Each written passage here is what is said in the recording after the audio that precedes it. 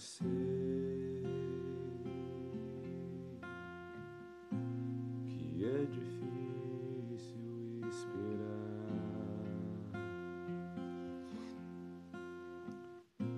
mas Deus tem um tempo para agir e para curar. Só é preciso confiar. Se a cruz lhe pesa, não é para se entregar, mas para se aprender a amar como alguém que não desiste. A dor faz parte do cultivo desta fé, pois só sabe o que se quer quem luta para conseguir ser feliz. Não desista do amor, não desista de amar, não se entregue à dor, porque um dia vai passar. Se a cruz lhe pesou e quer se entregar, tal como um sirineu, Cristo vai lhe ajudar.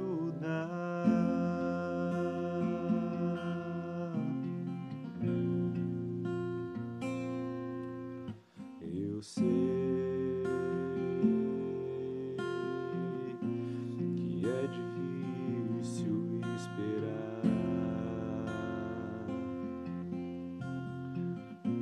mas Deus tem um tempo para agir e para curar.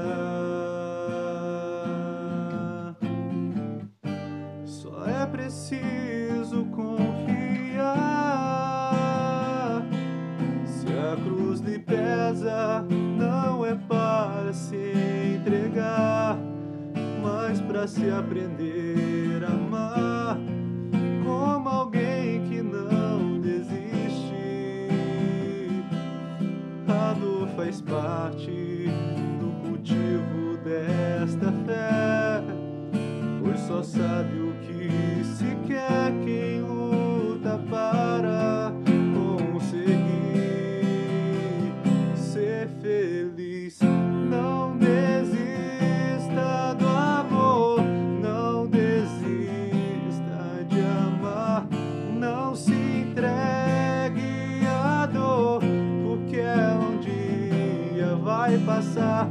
Se a cruz lhe pesou e quer se entregar, tal como um sirineu, Cristo vai lhe ajudar. Não desista do amor, não desista de amar, não se entregue à dor, porque um dia vai passar. Se a cruz lhe pesou e quer se entregar, tal como um sirineu, Cristo vai lhe ajudar.